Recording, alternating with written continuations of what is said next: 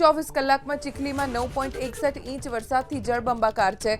ખેરગામમાં ખાબક્યો 7.91 inch વરસાદ। છેલ્લા 24 કલાકમાં નવસારીના ગણદેવીમાં 4.72 ઇંચ વરસાદ પડ્યો।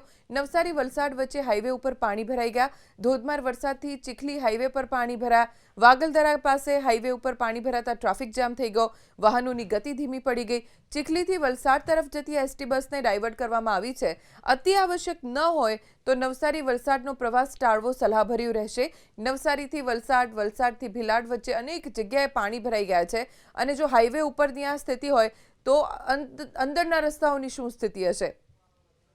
ગ્રામ્ય વિસ્તારમાં પણ ધોધમાર વરસાદ છે જેના કારણે અનેક રસ્તાઓ બંધ થઈ ગયા છે।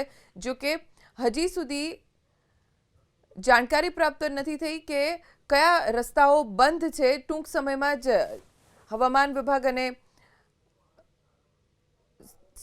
પ્રશાસન તરફથી સત્તાવાર આંકડાકીય માહિતી પ્રાપ્ત કરવામાં આવશે।